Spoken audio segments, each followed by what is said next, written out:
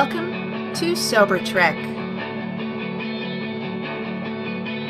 This is a monthly podcast where we discuss sobriety and addiction in the Star Trek universe and how it affects us as viewers and as a community. We are a proud member of the Tricorder Transmissions Network and a safe and open space for any and all of you to turn to for support. My name is Polly Esther. I'm your host, and I am an alcoholic. As the wise Captain Catherine Janeway once said, there's coffee in that nebula. So grab your mug and join us for the conversation.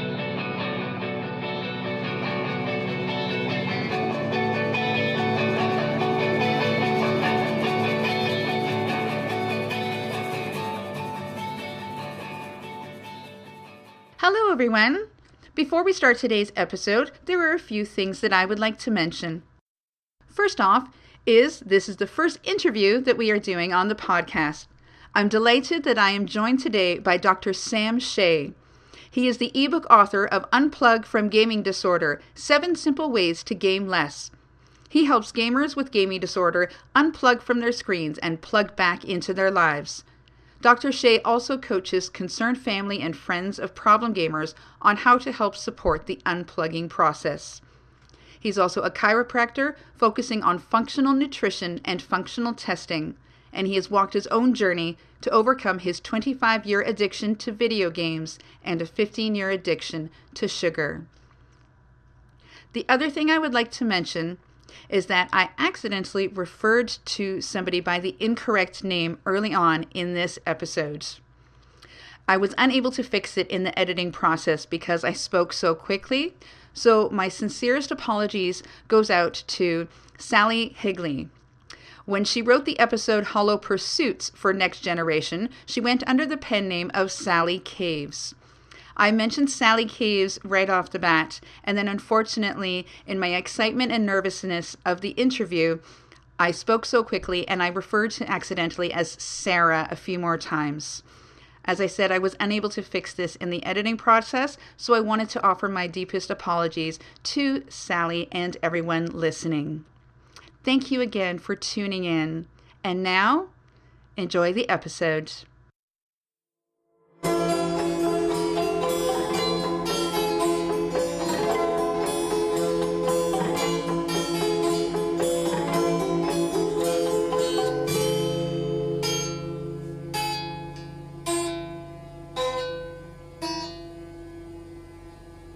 Hi, everyone. Welcome back to another episode of SoberTrek. And I am absolutely delighted to introduce you to my guest, Dr. Sam Shay. Welcome to the show.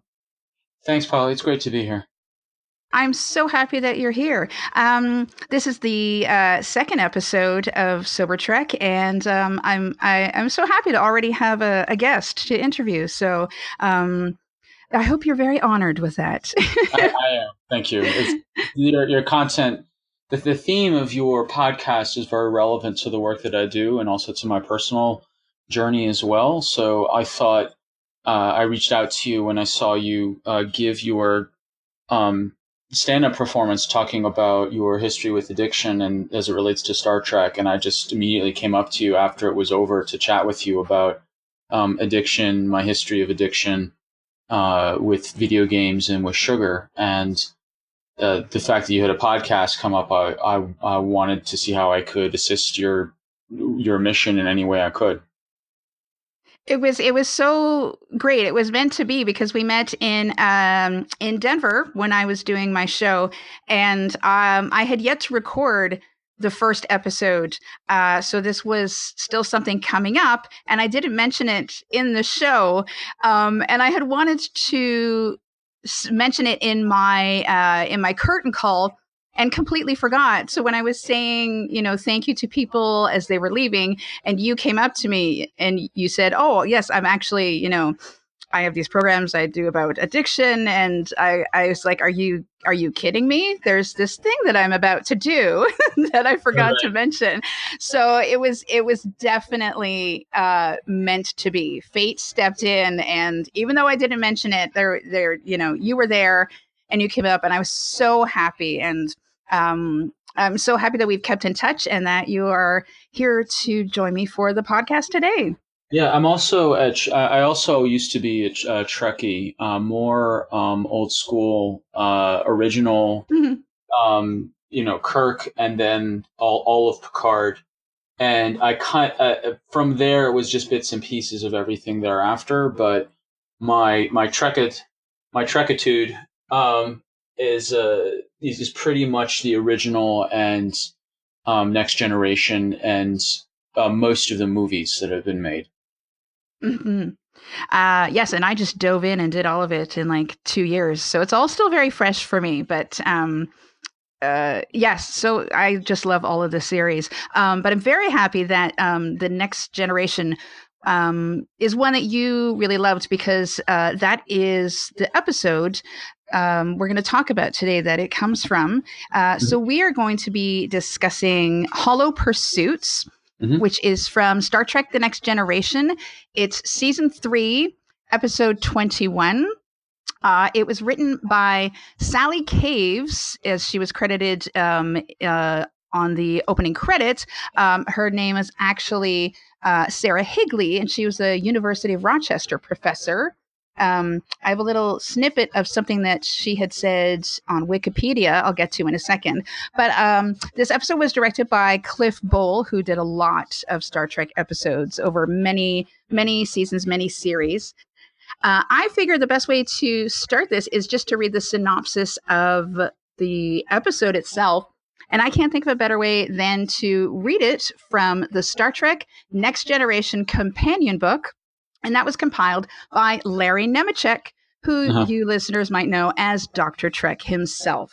I'm very happy to say that he's a friend. We met at the Northeast Trek Con in Albany last year, about a month after I met you. So it's fabulous. So having this on my shelf already and now knowing the person is great.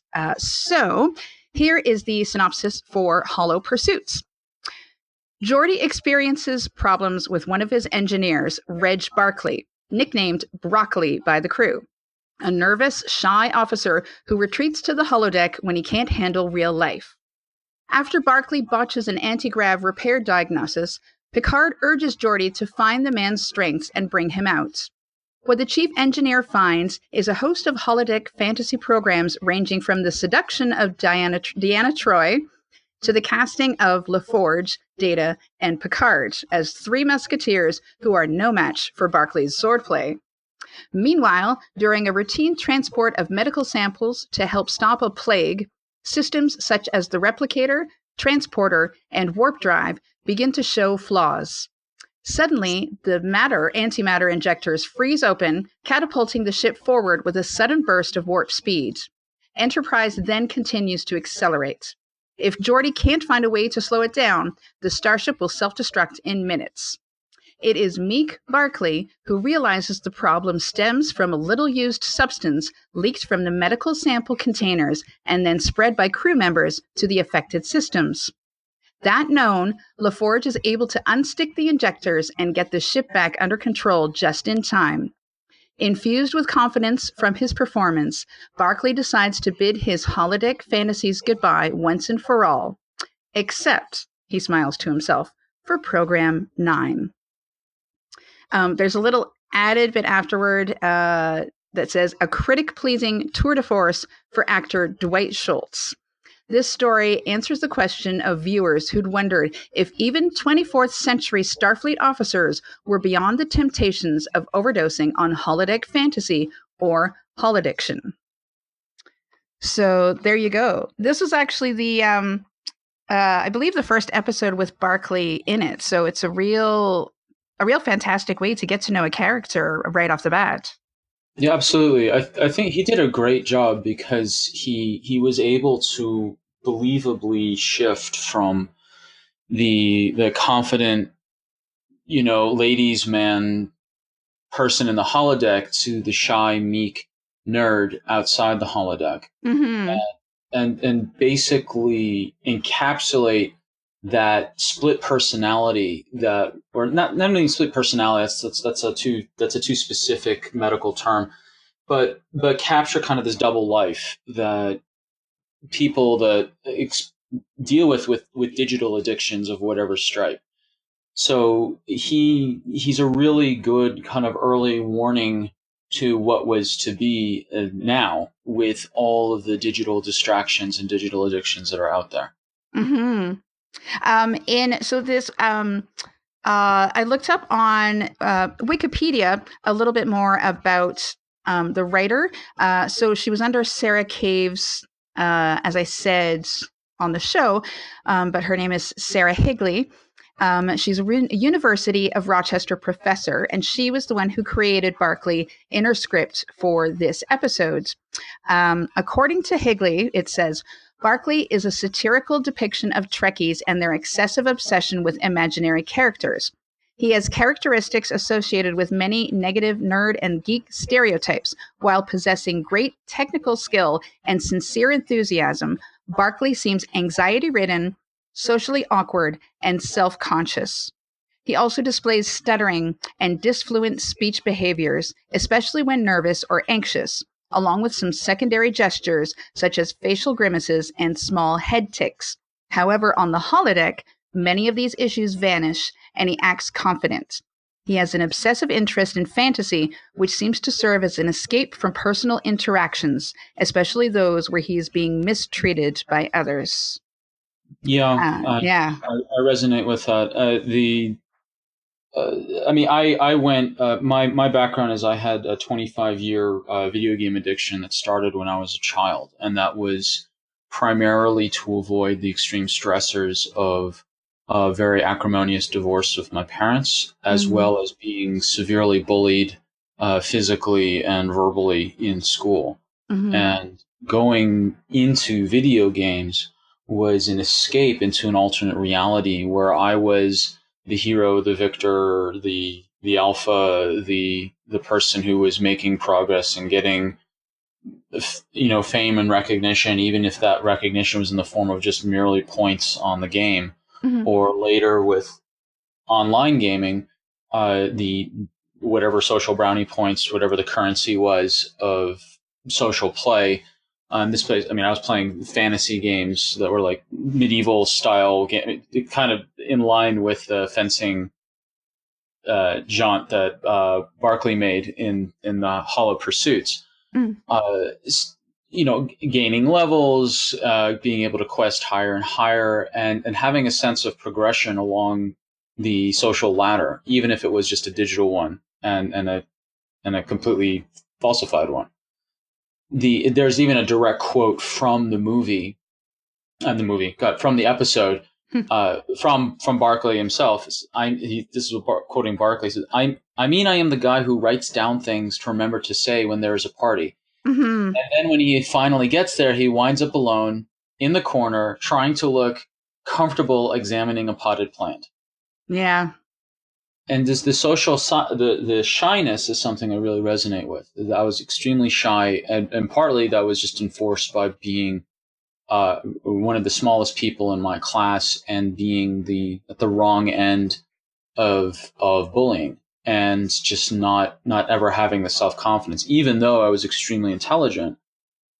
And when I had moments to shine where my intelligence was able to be that social currency, that was great, but those moments were few and far between, and I would just escape back into the recesses of video games.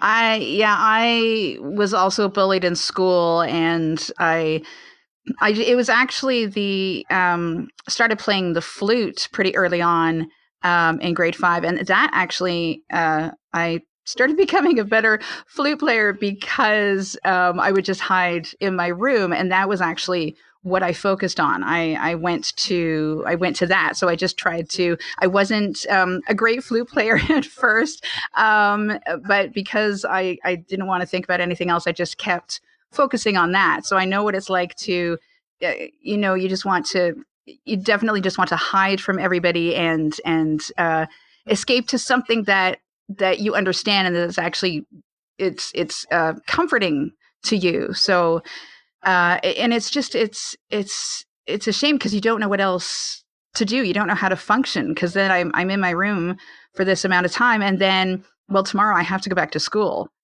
And so it's this coping mechanism. I don't know what to do, and I just can't wait to be able to get back home, get to my room, and start playing the flute again. And it's the same thing with wanting to get back to your video games because it's just like there's another part in the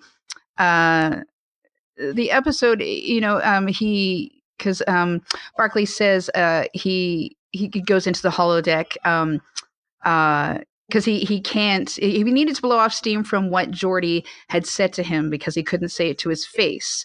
So he says, I couldn't tell you what I wanted to tell you. So he goes into this other reality because he's unable to do so in real life, but he creates the same characters in this program, which Geordi says, it's kind of unusual recreating people, but it's the only way that Barkley can actually, say the things that he wants to say.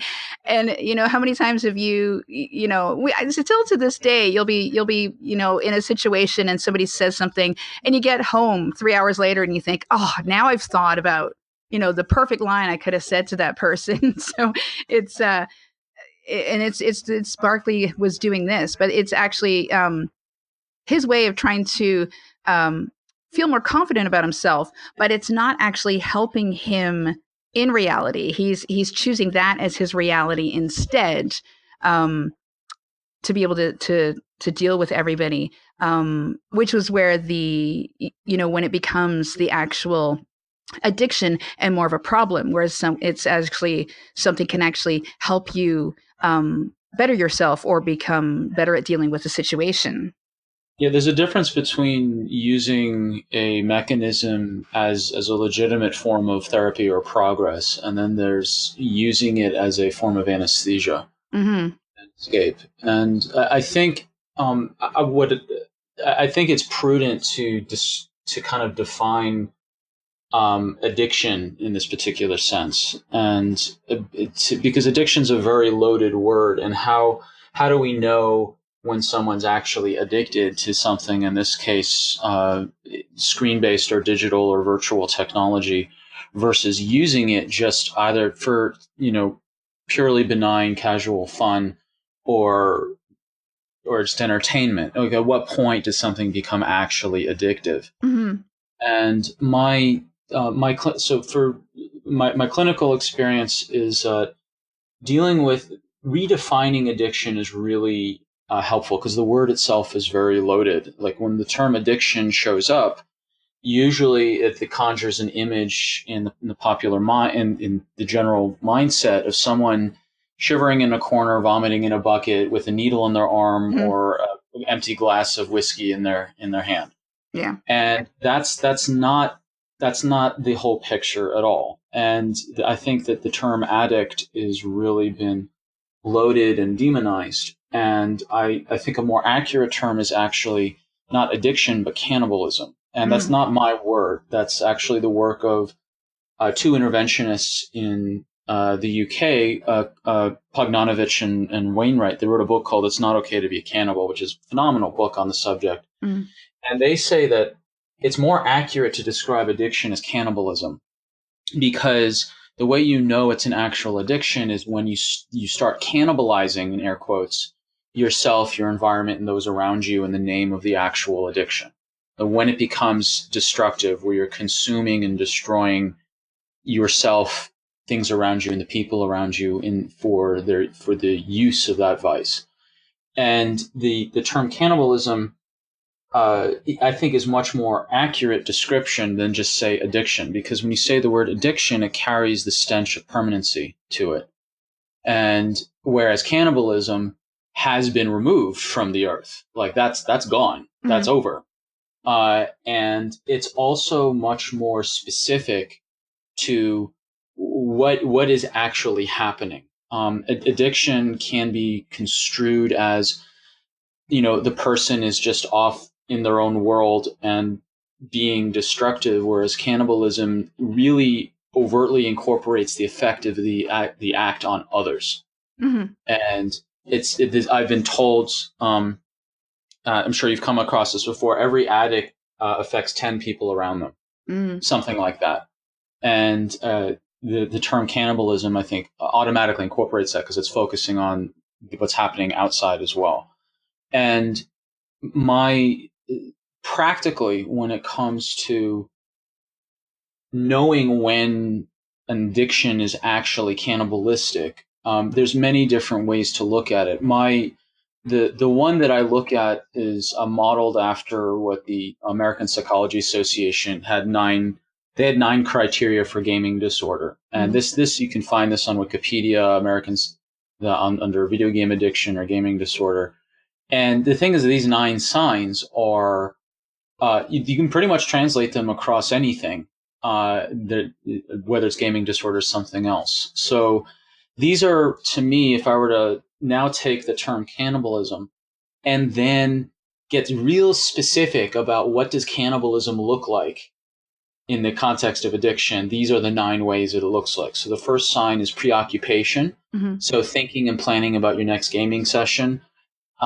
Like I was at the dinner table and thinking about video games instead of having conversation. When you look at Hollow Pursuits, you can see, Barkley is like trying to run out the door as quickly as possible to get into the holodeck. Yeah. Like, the second sign is withdrawal, which is showing signs of discomfort or side effects if you stop or are made to stop. So, my second sister performed in the mid-90s a modemectomy, where she removed the modem, and this is the mid-90s, so there's no Ethernet, there's no Wi-Fi, it's when that little white box is gone, and I was playing online, massive multiplayer online role-playing games in the mid-90s.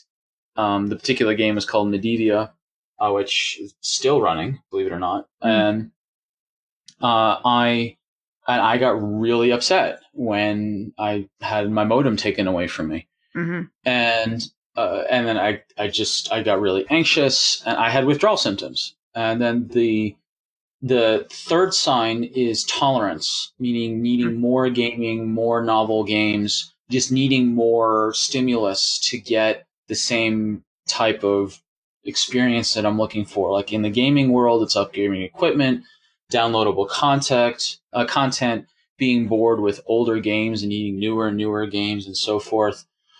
In terms of the episode, I'm not sure if we directly see Barkley's need for increased stimuli, but you can see the progression of him starting in that bar scene, and then he has some run-ins with Picard, or Picard mispronounces his name as Broccoli. Yeah. And then you see him back in the holodeck, and now there's the 3 Musketeers of Data, LaForge, and Picard.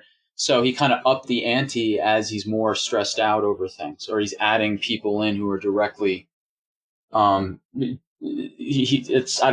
may be a connection to tolerance, maybe, but it's close enough. The fourth sign is not being able to reduce or stop. So like relapsing, trying to stop but can't.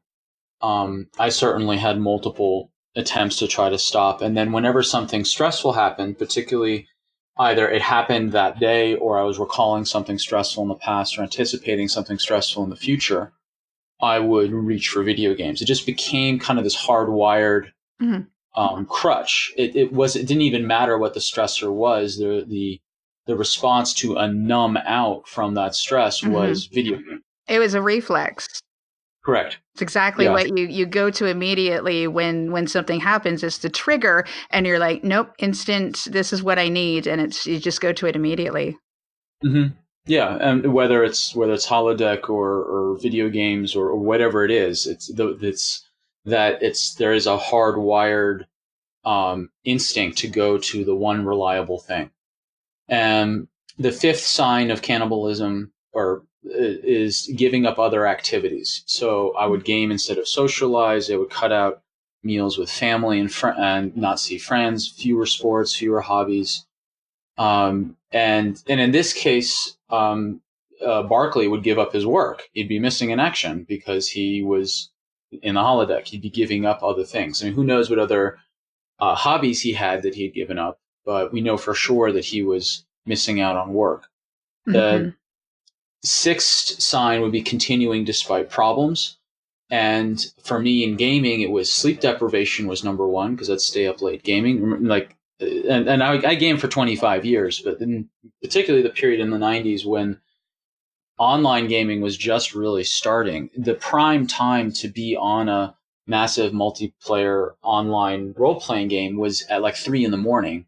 because no one was there. You had all the spawns there, all the loot you could get, like you had free reign. So sleep was, and when I was in university, there the guy next in the dorm next door literally was on 8-hour rotation shifts with another buddy of his, camping a particular alligator monster in EverQuest, that as soon as that gator spawned on a particular 8-hour rotation and they attacked it, they got 1,000 platinum or whatever, and they would be literally like they would do 8-hour shifts. And so the problems with gaming include not just sleep deprivation, but there's also what I call co-addictions, like particularly sugar or caffeine or energy drinks. Because if you want to continue gaming, sitting and preparing and eating a meal is an encumbrance to gaming. So you want to have very quick calories and energy available, and so you lose nutrition, you lose all sorts of benefits of real food. There's also the physical problems of gaming, whether it's wrist or neck pain, back pain. I had bad back pain. I thought back pain was normal until in high school when I went to see my first chiropractor. I had back pain from just hunching over at a desk and also playing video games for hours and hours for years and years. And there's also a phenomenon called Wii-itis with the Nintendo Wii. People would get repetitive stress injuries on their wrists and elbows. Wow. From it's a thing. It was Wii-itis. Yeah.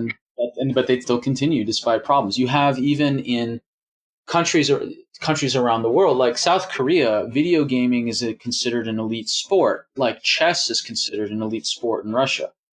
And you now have a real problem with children having herniated cervical discs in their neck. Because their neck is constantly crunched forward looking down at their phones. Yeah. There's the seventh sign is deception and covering up, hiding and lying about gaming. I would say I'm just doing my homework. I would game under the covers at night with a portable, or I would stuff a towel under the crack of the door to prevent the ambient light of the computer from leaking underneath. That would alert my mother that I was playing at 2 a.m. or whatever. And then you've got Barkley, he's dodging what he's doing. Like, he's not giving a straight answer about why he's late. And that's a form of hiding and lying. Number 8 is escaping adverse moods, which to me is actually that's not even the sign of a potential gaming. That is the root of addictions, is escaping stressful sensations in the body. So when bored, anxious, upset, or otherwise stressed, I would reach for video games to, quote, calm down, or, quote, numb out, or, quote, escape. And and like we discussed before, whenever I felt stress, I would instantly reach for, a game.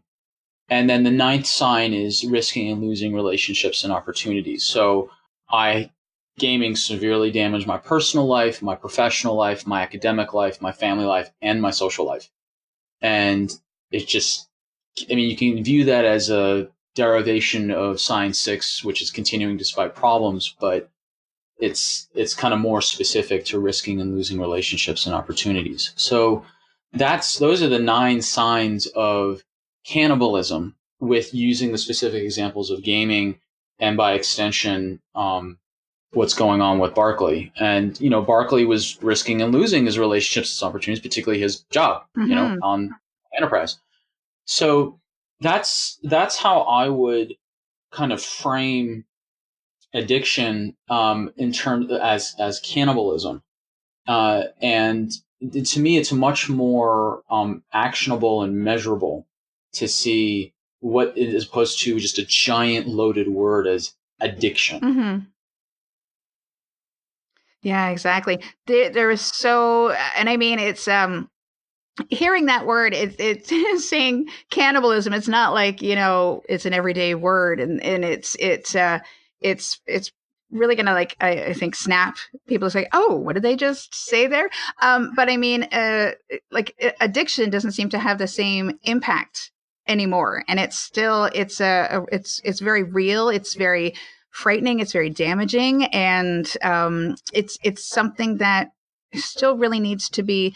It's still misdiagnosed all over the place. People get the wrong impressions or um, versions of it, and so that's why I felt it was important to really start this podcast, because there's a lot of people out there who are I mean, the deceiving and the covering up. I mean, I did that for years with my drinking, and it's just so very real. And then you don't think there's anything wrong with it when you're doing it, because you're so deep into it, and there's no it's just such an escape for you. There's no escape from that, and it's really having to go even further, unfortunately. And, like everybody says, hitting rock bottom before you're able to actually snap to and realize that, that you need to ask for help, that you need to fix this.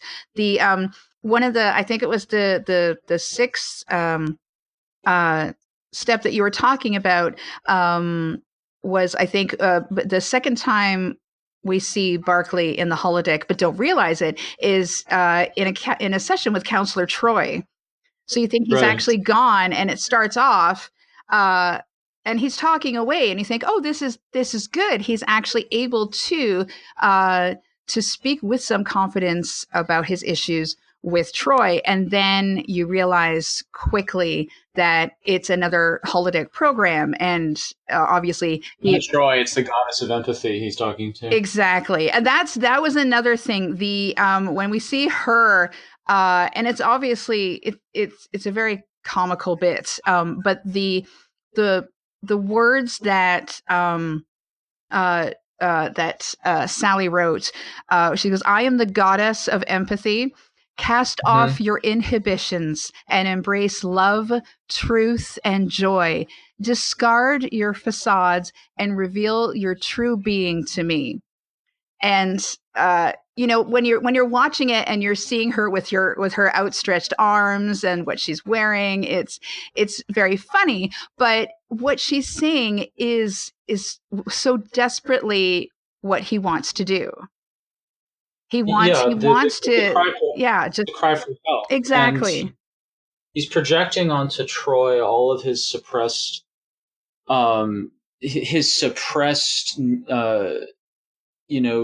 expressions for not only acceptance and love, but physical affection as well. And I mean, it's very apt that the author of this episode was having kind of stereotyped nerdy Trekkies in mind, because everyone knows that Troy has been projected upon as a sex symbol and in the Trekkie universe, and that and this episode makes that so obvious in a comical way, that she is kind of saying to the archetypal Trekkie nerd, "Come hither," in so many flowery words. Mm-hmm.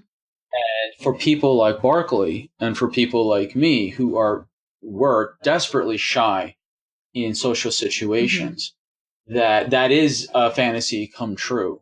That here is this person that I project to be a pinnacle of feminine attraction that is coming to me, as opposed to dealing with the awkward, like you said before, like staring at a potted plant, feeling awkward in the corner. And that's the allure of games, of these immersive type behaviors. Yeah, it's the other side of it is that, coming up with all of this, It's something that Guinan mentions to Geordi when they're speaking in 10 Forward. Geordi's complaining that he says Barkley doesn't fit in, and then Guinan says, well, he's very imaginative, and he's able to come up with a lot of things, and it's he is, but it's just all the other person can see, aka Geordi, is just he's always late, he's always nervous. He can't see any good things because he just causes him so much aggravation. And Guinan mentions, he says, well, she says, if I felt like no one wanted to be around me, I'd probably be late and nervous as well. And then Geordi kind of like, yeah. Very apt. That's very apt, because that's a self-fulfilling feedback loop where if I feel, and just from my own personal experience, is that if I feel like people don't want to be around me, then when I'm in a situation where I'm around other people, whether it's gym class or whatever, I feel awkward and nervous, which then people further don't want to be around me, which then further feeds the story that no one wants to be around me, which then perpetuates more anxiety and more social awkwardness, and then further feeds into the desire to run away and immerse myself in games. And it becomes this positive feedback loop. And it's difficult to break, particularly when the device is so convincingly opposite of the experience I would have in the analog world. So there's sometimes, it may be useful to go into why is gaming and by easy extension, why is a holodeck so addictive? And personally, I'm not sure why there wasn't even more people like Barkley on Star Trek. For just from a creative standpoint, you only need one episode to make the point. And they made the point really well with this episode. But if Star Trek if the holodeck is a real thing, there'd be way more people, I think, with Barkley's issue. Oh, absolutely. Than just him. So I think it'd be useful to say, why are games so addictive? Because there's plenty of people listening that may be thinking, well, come on, that's just a stupid video game. It's just a stupid video game. Like, what's the big deal? They're boring to me. I don't understand. Like, I've had that said to me multiple times. So why are video games so addictive? So number one, they're interactive. And when I'm talking about gaming addiction, it's actually from my perspective, gaming addiction is a subset of the three types of screen-based interactions. So the screen-based interactions I divide into passive consumption, active consumption, and mixed. So passive consumption is watching Star Trek, watching Game of Thrones, watching a movie.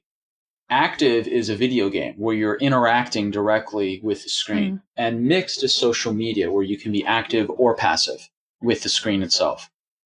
So video games are addictive because they're very interactive. You can actually engage with it, not just passively watch it. And when in Barkley's circumstance, it's 100% interactive. It's immersive.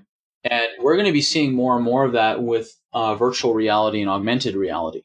Within the next 5 years, there's going to be people having dedicated AR and VR rooms, or you're going to have a resurgence of video game cafes and arcades where people will rent, blank wall booths and expensive VR or AR set and like have a total. It's going to be a version of like a haptic suit, like you saw in Ready Player One. Right. So they're interactive. That's number one. Number two, video games are addictive because they're immediate. That literally with a click of a button, any piece of technology. This is different from almost every other object of addiction that we are normally used to. If you've got to smoke, you've got to find time, go outside, privacy away from the no smoking zones. If you're going to drink, you've got to go find the bottle, find a place to drink, like go get it. If you're dealing with illicit drugs, you got to go to wherever you buy it from your dealer, and like there's all this. There's all these extra steps that are needed for other vices, but not video games, because it's integrated with every piece of technology you have, but also everyone next to you has it. So it's people have their smartphones, their laptops, their iPads, their computer consoles, and there's even dedicated technology specifically devoted to gaming, like little custom built, palm-based games that you can buy in certain dollar stores. I remember back, you can buy little keychain racing games. I play in math class when I was in high school. Yeah. And even on my TI-83 in physics class, the thing I used that calculator the most for was Space Invaders. So it's woven into every technology, so that it's immediate. You can turn it on, and it's accessible. So they're everywhere, and they're not going away. The games are also repeatable, so you can do the same game over and over again, either the exact same way or play it in a different way. And it's just reliably there. The other thing about video games is that they're novel. Is that there's always new games coming out every week, every month, every year. And the games that in the 80s and 90s that took teams of engineers to make, now college students are doing for a senior thesis project. Yeah. And putting them out online. There's even major websites that just collate all the different free games out there, their business models, the advertising along the sides of the games.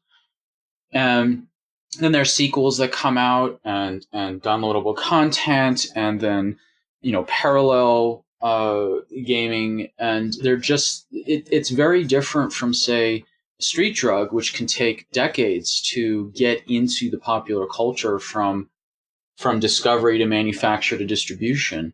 Video games can be out and populated across the world in a matter of days. I mean, we've seen the meteoric rise of Fortnite in the past 6 months or so, or more, about a year or so. And it's just they come out so quickly in their accessibility, and the novelty is immense and getting more and more, particularly with AR and VR coming down the pike in the next couple of years. With Barkley, like he's got access to the holodeck. Mm-hmm. He can repeat it, and he can inject novelty in it by merely putting in new characters and a new whatever medieval backdrop he put them in. Like, he's got novelty there that he can program himself. So all of these things that make video games addictive also apply to their own degree to the holodeck. And the last reason why video games are so addictive is that on the screens, it triggers a hardwired stress neurology circuit called the tectospinal reflex. And what that means is that the tectospinal reflex is referring to an ancient reflex where it helped you survive from a tiger jumping out of the woods.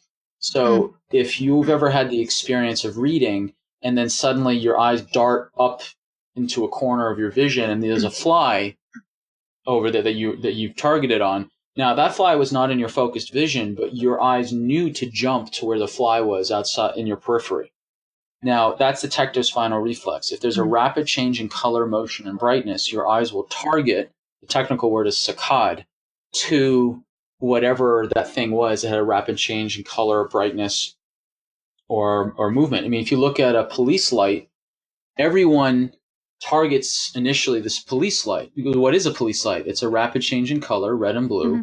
It's a rapid movement because they're spinning, and it's a change in brightness. As the light comes towards you, it's brighter. As it's going away, it's dimmer. So the police siren is clinging on to that reflex to force your eyes to look in the direction. So what happens is that with video games, what is it? It's an onslaught of repetitive, unrelenting shifts of rapidly changing color, motion, and brightness. Mm-hmm.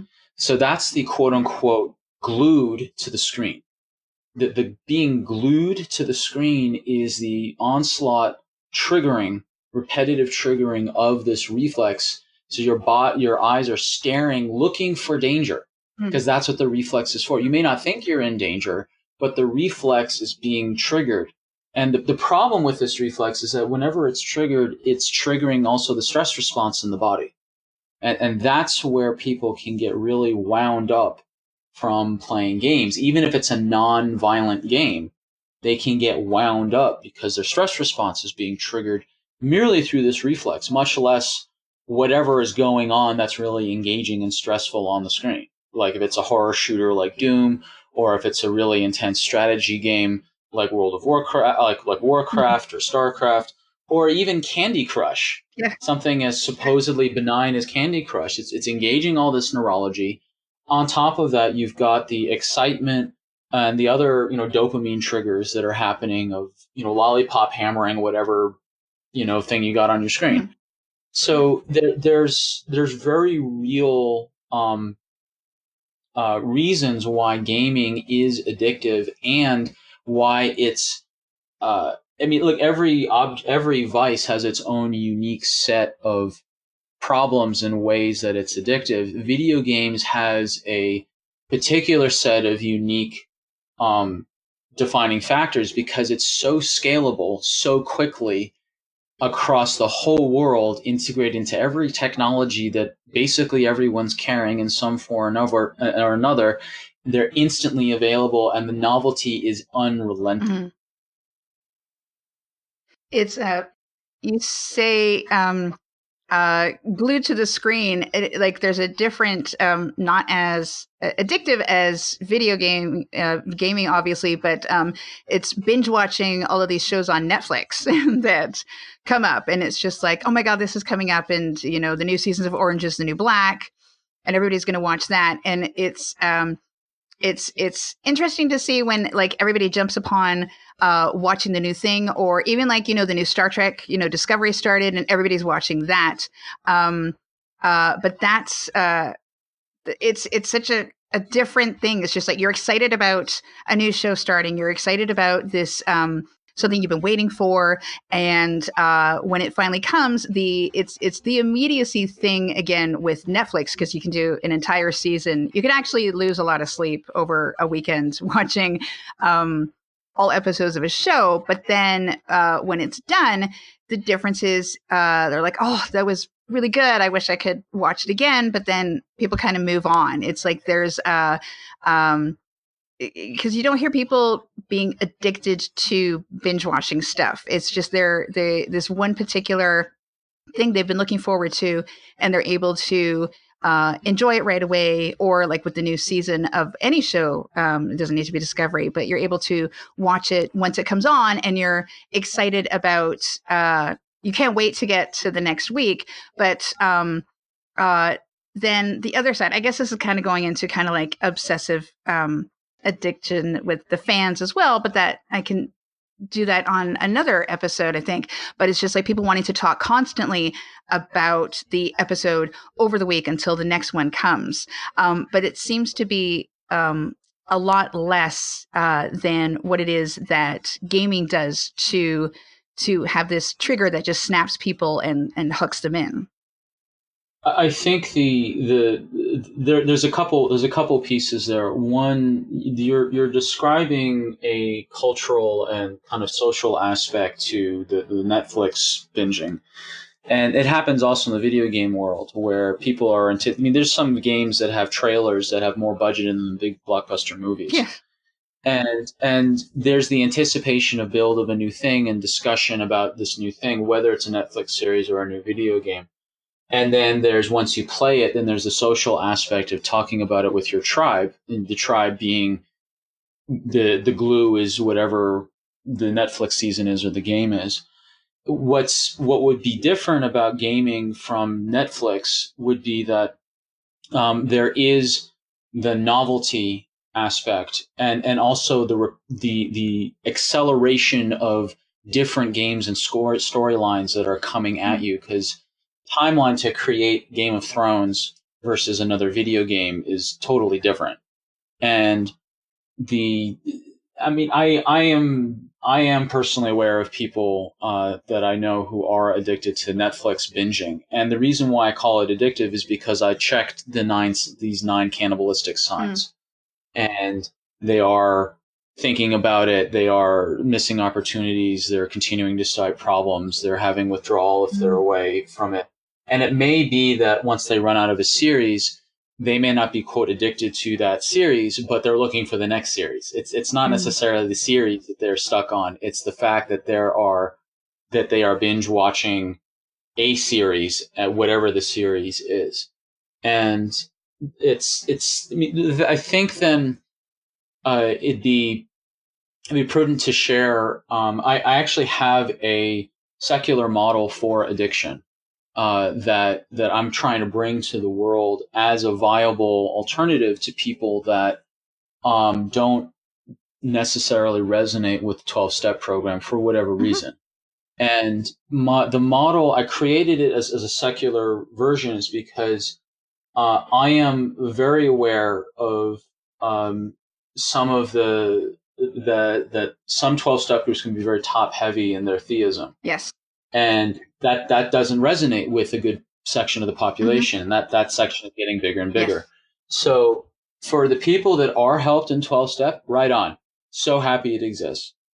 Please continue to go there and get help. And if that's working for you, fantastic. My model is not for you. It's for the people that it's not working for, that for whatever reason it's not working for. And by secular, I mean that it's available to anyone. It's not dependent on a religious belief system. And the model is called Tame the Beast of Addiction. BEAST. Yeah, you mentioned this in your ebook. Yes. I have an ebook on gaming disorder, which would translate very easily over to social media addiction or Netflix addiction or up and coming VR and AR and eventually holodeck addiction in the real, in however many years it takes for the holodeck. So the BEAST model is BEAST. It's a cycle, 5 phases. First phase corresponds to the letter of the word beast. So the first phase of any addiction cycle is believing a stressful thought. So if we're looking at like Barkley, like his stressful thoughts are I'm projecting here, but no one understands me. I'm shy. I'm misunderstood. No one likes me. People make fun of me. The world's unfair. Whatever his thoughts are. Teenagers, it's the common stressful thoughts are, I'm bored. No one understands me. The world is unfair. For adults, the list is slightly longer. The big ones are, there's not enough time. There's too much to do. I have to make a decision. He, she hurt me. He, she rejected me. The world is unsafe. I have to make a decision. There's not enough money. There's not enough time. You can go on and on. So when people believe a stressful thought, then they go to the next phase, E, they have an emotional, physical stress response. So this is nervousness, anxiety, anger, jealousy, rage, depression, disgust, fear, whatever it may be. And so this is the anxiety and nervousness that we see in Barkley, and the anxiety and resentment that I experienced going through school, being bullied so much. And then the next phase is anesthetize with a vice. So in my case, it was video games and also sugar. Barkley, it was the holodeck. For other people, it's alcohol or it's drugs or it's gambling or Netflix or whatever it is. So the actual vice itself in my model is the third step, not the first step with the addiction cycle. And the fourth step is the S in BEAST. It stands for smolder in the consequences of your vice. So smolder is actually a 7-letter acronym for the 7 types of consequences that people go through. And the 7 types of consequences are S for societal, M for monetary, O occupational, L legal consequences, D domestic, E emotion, energy/health, and R is relationship consequences. So each vice varies wildly to depth and degree of those 7 types of consequences. So if you're a smoke addict, if you're in France, that's normal. Societally, it doesn't matter. But if you're in other parts of the world, you're spat on, basically, if you smoke, or it's illegal. For video games, societally, in South Korea, it's considered an elite sport. So video games are very normative. Whereas if you go to other parts, you're kind of looked at funny. Alcohol in Northern European countries is raging alcoholism in those countries. And it's very normative. Whereas if you go to the Middle East, alcohol is illegal. or certain parts of the Middle East, I should say. And so there's societal differences based on the individual situation, on the culture, monetary consequences. You can play video games for free for the cost of your Ethernet bill. Yeah. You can just do free, or you can spend tens of thousands on all sorts of stuff. Gambling, of course, has its strong monetary consequences. Alcohol has monetary consequences, and not just the cost of the vice, but the cost it is to your job, the kind of other fallouts monetarily. Occupation can be jeopardized by vices in different ways. Obviously, video games have a very different legal status than, say, methamphetamines in terms of consequences, and you can just go down the list. And what happens in these these first four phases, you got the belief in the stressful thought, then the emotional physical stress response, then the anesthesia, which is the vice, then the smoldering and the consequence, the fourth phase. Then the fifth phase is T of beast, terrible thoughts about oneself after realizing the consequences you rendered from the vice you used to numb out the emotion you felt from the thought you believed. And the terrible thoughts about oneself, that's bottom. Yeah. Or a micro bottom. That's I'm a piece of XYZ, I just hurt my family or my career or my reputation or my health or my opportunities. I'm a bad person, I'm weak-willed, I'm this, I'm that, I'm that. And it's either I need help or it's screw it, I'm just going to keep going. And the link is you have a terrible thought about yourself, and if you believe that terrible thought about yourself, that's the connecting link to begin the cycle again. Then you E, feel bad, and then you A, anesthetize, and you S, smolder and consequences. Then you T, have more terrible thoughts, and then if you B, believe those, then you E, have emotional, physical stress, and then you A, it goes round and round and round. It just never ends sometimes. It never ends. So that's the addiction cycle. And so the T, that's bottom, and bottom, as you know, is a moving target for people. And people have different definition, people's bottoms are different. Like what's bottom for one is nothing for someone else. And the bottom is where people say, I'm helpless in the face of my addiction, I need help.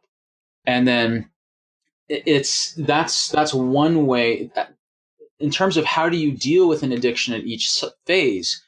That's covered in more detail in my ebook, but I'm happy to share kind of the overview. So for the T, the terrible thoughts, that's reaching out for help. That's absolutely. This is when you're at bottom, you reach out for help, whether it's a person or a program or coaching or a group or a book or whatever it is. Reach out for help. For the smolder, we're just going backwards here in the beast model. For the smolder phase, this is where you reverse the damage. All my remedies begin with an R to try to make it easy. It's better makes more sense on a visual in the ebook. But you reverse the damage. So this is in 12-step parlance, making amends. And so the way that I structured it is literally smolder in a grid, SMOLDER. And then the next column is what's damage has been done, listed out. And then the next column, what is the single smallest, most winnable step you can take to reverse the damage? And the reason why I say smallest is because being at bottom is a pretty dark place and it can seem kind of hopeless. And to pick the smallest, most winnable step is something to show momentum and progress. Absolutely. And build the confidence and to make amends. Nothing grandiose, just small and specific to start to build up. The third A, to deal with the anesthesia itself, this is where we look at the vice specifically to reduce, remove, or replace the vice.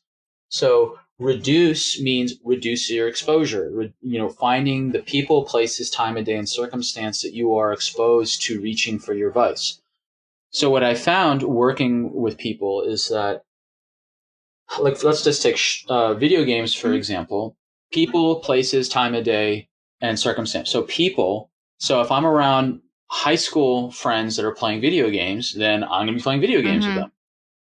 People is also, am I by myself and feeling lonely? I'm going to be playing games. Places. Where are the games being reached for? Is it in, the basement where the rec room is? Is it, I reach for games if I'm sitting on a bus or something on my phone? Is it my computer in my room? Where is the actual location? For Barclay's case, it's obviously the holodeck. The time of day. So is it after school that I play games the most? Is it during lunch break? Is it at night? Is it in the middle of the night? Is it when I first wake up? Is it while I'm on the bus? That's time of day is it also, by analogy, sugar. When I work with people who have sugar cravings and sugar addiction, people, places, time of day, circumstance. So do you have friends you go out for coffee and put extra sugar in, or people who bring sweets to the office? Places. Is the sugar hidden in the glove compartment, or is it hidden in the cabinet in the kitchen, or is it at the work in the sweet bowl? Time of day. Do you crave sugar in that 3 p.m. slump, or the 11 a.m. slump, or right after dinner? So you can strategize all these different ways across any vice. And then circumstances. So people, places, time of day, circumstance. Circumstance has to do, like, is it a birthday? Is it a wedding? Is it the weekend? Is it a particular, family reunion? Like, what is the circumstance where you're most vulnerable to the vice? So that's how you would remedy the third stage. The second stage, the emotional physical stress response, that's where you increase your resilience. So resilience is where you look at functional medicine. So what I do is that I do functional medicine. I'm a chiropractor who does full-time telemedicine. That I look at people's lifestyle in detail. When you look at what is functional medicine, it's looking at what is your lifestyle that is hurting your resilience. The easiest example people understand is sleep deprivation. If you're low on sleep, you're going to be more vulnerable to using vices. I mean, in 12-step world, you've got HALT, hungry, angry, lonely, tired. And so T and tired, absolutely. But that's only one of the 10 pillars of resilience that I've put together working with chronically ill clients and people who are dealing with addictions and other things that are going on with their body in a chronic way. So we look at 10 pillars. So that's brain and hormone system is the first one. Bowel and digestion is the second pillar. The body structure, posture, and injuries is the third pillar. Exercise is the fourth. Toxic exposure is the fifth. Nutrition is the sixth. Breakfast and routines as a whole is the seventh.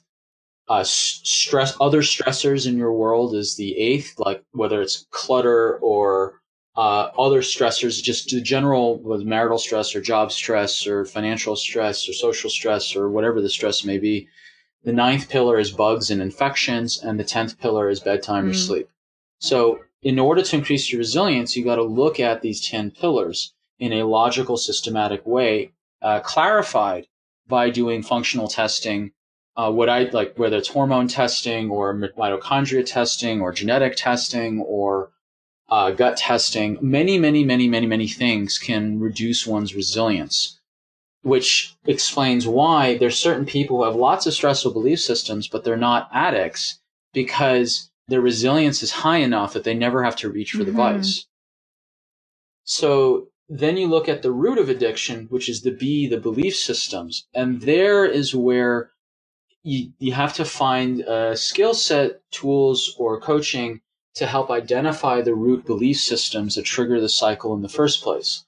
Now, the real key here is that the stressful thoughts that initiate the addiction cycle are not the same thoughts that perpetuate it.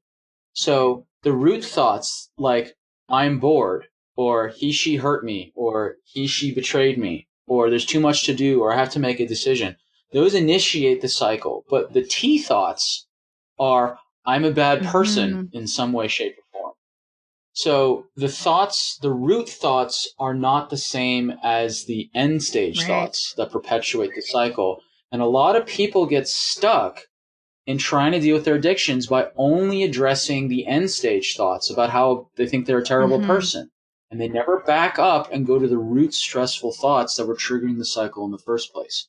So the techniques that I firmly endorse are the work of Byron Katie. That's thework.org if people want to, or work.com if they want to look that up. Some people are benefited by EFT tapping. If people want a trained psychologist, there's cognitive behavioral therapy. There's also EMDR. There's many techniques out there that are useful to decouple the belief, the thought from the belief. And that's really important to make that distinction, that a thought is just an image that goes through the head. A belief is when that thought lands in the body and creates that emotional, physical stress response. As people say, I believe this. How do you know? I feel it. So it's decoupling the actual emotional response from a thought, which then would prevent the cycle from even starting. So that's the overview of the beast cycle on addiction, a very straightforward, logical, memorable model that's secular, that anyone can use, no matter what their belief systems are or lack thereof, and use it to identify what stage they're in and understand what remedies they need to do in order to step out of the cycle. Yeah, it's for me. I didn't think I had a problem for years, and there was no way I was going to go to AA because I didn't want, because of what, the theism thing, and I just didn't do it. I just quit drinking. I was fine, and then when I relapsed, it was really bad.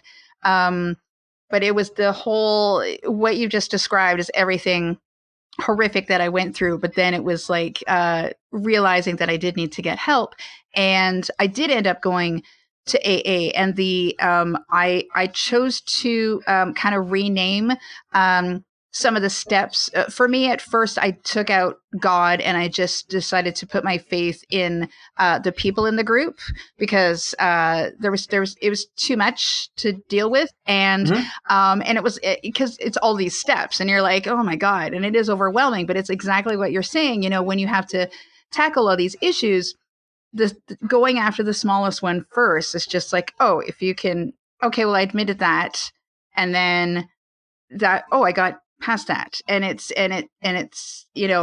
for somebody who hasn't done this, it seems it might be hard to comprehend, but it's just like anything you're doing to try to get better. Like, I mean, there's there's a lot of people right now. We're going back to Netflix, watching this Maria Kondo show, and they're watching it, and now they're like emptying all their closets, and they're like, I can do this, and then they're getting overwhelmed because they've just taken out like every single piece of clothing and put it on their couch, and they're like, oh my God, what the hell? And it's just like, no. If it works for some people, this is not sparking I know, joy. right? But if it works for some people, which is really good, but I firmly believe in exactly what you're saying. Like, you take care of these small things first. It's absolutely the baby steps. Because if I had anything I do where I've taken on a project that's so huge, I've become panicked, and I've doubted myself, and then it's just the cycle all over again. And it's just, I so firmly believe that, okay, let's take a step back and work our way slowly. And then if I'm really taking a look at everything, then I'm able to break it down even further. And then I'm able to move forward and feel better about myself at the same time. Because now the more I do it, the better I'm able to focus on everything. And then just slowly, oh, I've actually now taken care of this, and now I've gotten past this point, and oh, wait a minute, this is actually doable. And then that's, the cycle starts to dissipate, and your feeling of confidence eventually comes back. It comes back to you, or it comes to you in the first place. For me, I discovered it for the first time because I had never had it for so many years of the bullying and my bad marriage and everything. And so when I find, like, it was really hard for me when I first got into the program, because I didn't believe in myself at all. And so admitting things, I was just ending up just admitting things and tackling issues, feeling really bad about myself, but knowing that I needed to kind of say this to start the process of healing. And it amazed me that there were other people who were going through the same thing I was. And, it's like, oh, I'm not alone in this. This is nuts. And then just slowly working your way towards, this goal, but not even like towards a goal. It's about the journey that you're taking. That's where all of the healing came for me. And then it was just like, without realizing it, I was getting to the next step and the next step. And then I was like, oh, I'm actually standing taller. I'm actually breathing easier. I'm actually kind of feeling good about myself for the first time. But it's exactly how you laid it out. It's all of these things that just go into the next. It's definitely the emotion one was the biggest one for me. That was the biggest hurdle, and the thing that was the real one that kept me going on that cycle over and over again. But yeah, it's just it's so difficult to finally find yourself in a place to ask for help and then move forward. And actually, getting back to the episode, it was because Barkley had actually discovered what the problem was and came up with a solution, and saying it was like the contact, the people touching everything, because they came in contact to with that element. And so he was able to use his his knowledge and his imagination and everything to realize, oh, this is what happened. And then they were like, oh, thank you, because he saved the ship. And he was like, oh, like this all happened in reality. It wasn't some scenario that I had created in the holodeck. And so that was to put it lightly, he made amends. He did. And I think that I mean, from a writing standpoint, I understand as a trope to bring closure to a particular episode, they had found a way to have him leave the Enterprise by him voluntarily leaving. I think it would have been more interesting, just from an addiction studies standpoint, to have had him stay and to see what would have happened. Because my criticism of this episode is that he deleted the holodeck programs except for one, which is a bit ominous, because he's leaving room to relapse. Now, you and I both know that people can get rid of all the video games in their house, like I did, and I relapsed, or they get rid of all the alcohol in their house and they relapse. Like, you've got Denzel Washington in the movie Flight, which is probably one of the best visual essays on addiction. That's one of my favorite films, and you're absolutely right. I think it's the best film about addiction out there. Yeah, and spoiler alert, he goes to the old farm and removes alcohol from the 27 places he's been hiding alcohol. But because he didn't deal with the underlying stressful belief systems, he relapsed at the worst possible time. And the issue, the criticism I have of the episode with Barkley is that they're leaving in this opportunity for him to relapse in kind of an amusing way. And the fact is that we're left as an audience feeling like, oh, haha, he had a holodeck addiction. Isn't that cute? Wasn't it so adorable to see Troy yell at her holographic self? And kind of it really, in some sense, trivialized the real issue he was having. And sure, he had this cathartic make amends moment of saving the ship. But the fact that he even kept the program number 9 indicates that singular, magnificent, cathartic amends making, it was not enough to fully deal with his issue. And it leaves the viewer feeling, or at least me, that it trivialized the addiction in a certain way. And it also not so subtly implied out of sight, out of mind, meaning let's get rid of the addict out of our purview and it's not a problem anymore. And that's just simply not true. People with addictions are all around us. And it's much more useful to have that as an ongoing narrative woven into multiple episodes. I mean, you described, to me, the Star Trek universe made amends for this because of the later series, which talked about alcoholism, which you mentioned in your show. So to me, the Star Trek ecosystem did address this issue by having addiction as a theme, as a sub theme through a major series. I'm forgive me, but I'm blanking on the name of the two individuals that were most involved with the characters, because that's not one of the series that I watched in full. From Deep Space Nine? Deep Space Nine, yeah. It was the Cardassian character of Damar that had the alcohol problem. Right. Yeah, so I think that that narrative is much more realistic, because it showed the ongoing struggle with it over time, and not some literally flipping off the switch of the holodeck. So from a clinical standpoint, I really admired the Hollow Pursuits episode, but I have very real criticisms of it. I think it was too flippant, and too cutesy an ending, and not realistic at all. It's definitely because I watched everything. I watched everything binging over 2 years for the first time. But it was fabulous. But it went because the Next Generation started. It was very episodic. There were some like maybe a few things that would carry over, or you remember something in a later episode. But it was very episodic. So this ending is a very typical ending for Next Generation, whereas Deep Space Nine, exactly. did the whole. That's what I was saying. Yeah. The trope. It was. I understand why the writers did it. I don't necessarily fault them for that.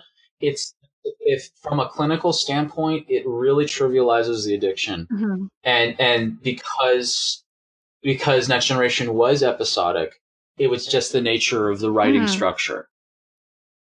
I like to I hear exactly what you're saying, and I do agree on that respect. For me, what I like to take from it is that he says he actually has he says his goodbye to the crew of the Enterprise, and then deletes it. So he's said goodbye to these characters that he created of the real people. He does have whatever Program 9 is, but I like to think that it's maybe just like a game of chess or something. It's not. It is still a program that he's kept, but I like to think that he's actually moved past something where he actually recreated individuals that were in his life. So for me, I agree with what you're saying, but I like to think that it's like Pokemon or something. Nothing too. It's still holding on to something, but it's not as detrimental. It's literally just. I think Program 9 will forever be the Schrodinger's box of. And it's also, again, as a writer's trope, it's a very clever way to get the audience perpetually wondering about the episode. And it's one of the reasons why the episode has remained as a meme, because it ended on such a curious, unsolved mystery of Program Number 9. So I'm a bit more cynical about what Program 9 actually was. I do think it is a core element, and maybe not the total, but maybe the core element of recreating the Trek holodeck experience he did, just in case. But again, we'll never know. It's just the Schrodinger's box at this point.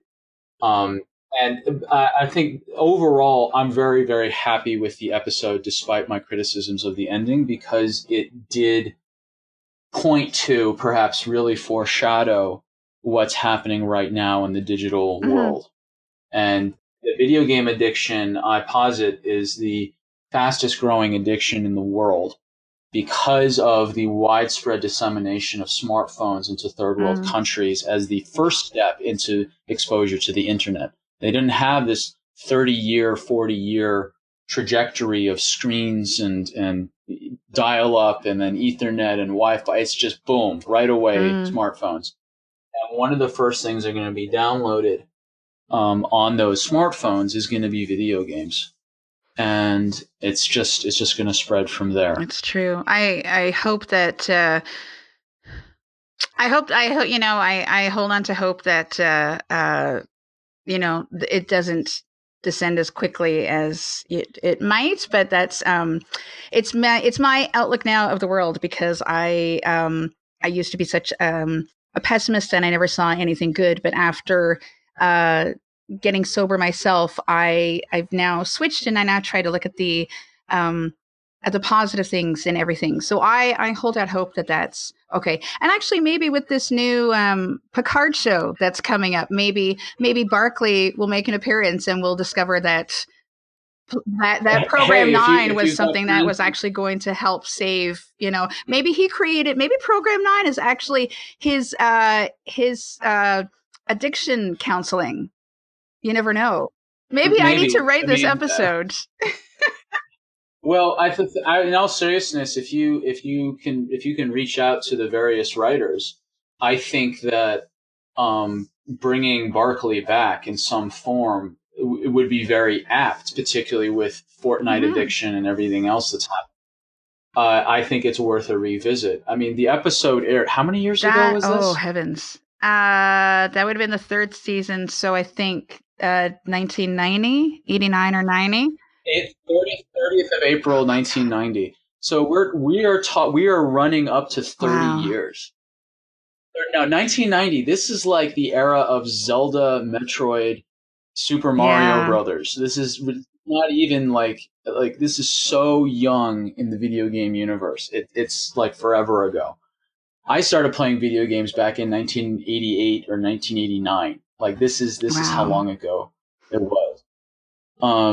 So yeah, if you've got friends or people listening to this have friends who are writing for the new show, absolutely ask for a retelling or a next stage of Hala Pursuits and reveal to us what is in Schrodinger's box.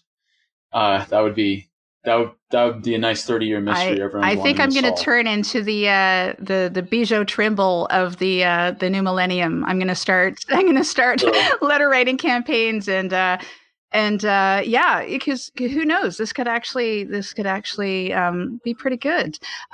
Well, we've oh my gosh, I've had such an amazing time talking with you, and we've been going on for so long.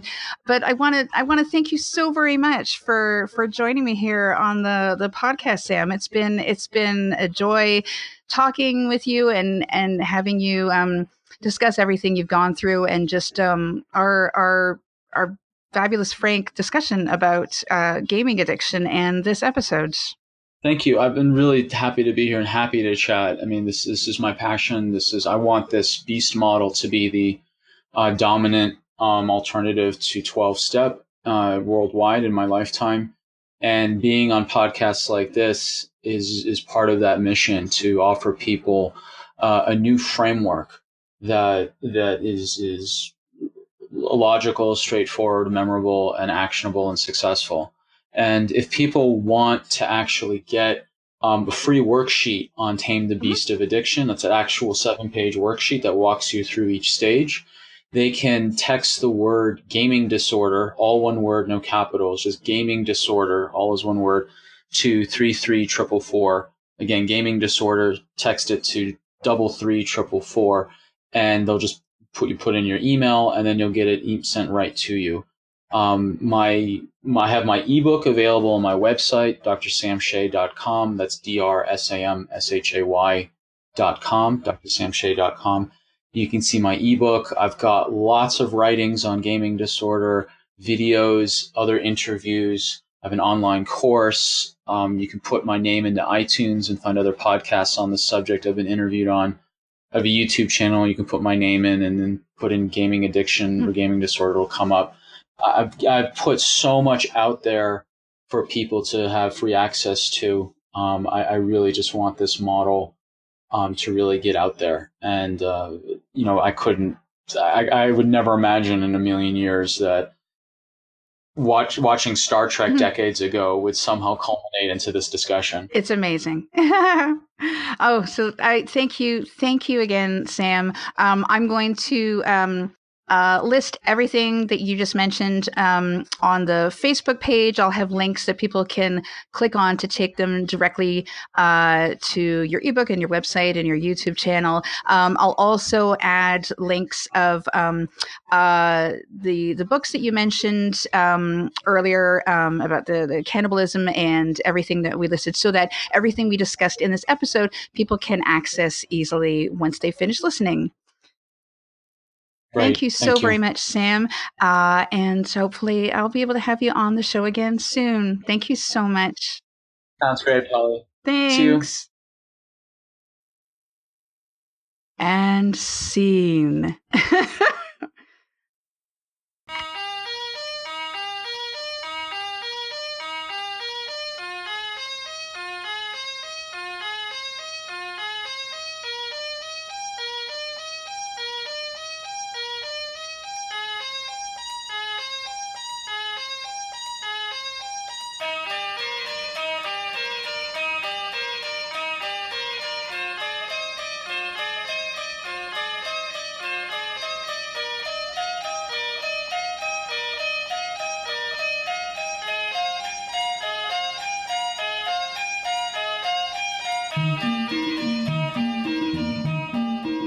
Thank you for listening to another episode of SoberTrek. Here's a short list of the books that we mentioned in this episode. The synopsis for Hollow Pursuits was from the Star Trek The Next Generation companion book, which was compiled by Larry Nemecek, Dr. Trek himself. The book mentioned by Dr. Shay is It's Not Okay to Be a Cannibal: How to Keep Addiction from Eating Your Family Alive. That was written by two leading interventionists in their field, Andrew T. Wainwright and Robert Poznanovich. Dr. Shay has his free worksheet and training videos on how to tame the beast of addiction. To get this, simply text gaming disorder to 33444. That's gaming disorder, all one word, lowercase, to 33444. You can find his ebook, Unplug from Gaming Disorder, 7 Simple Ways to Game Less, on his website at drsamshay.com/gaming disorder. And please visit his website for more information.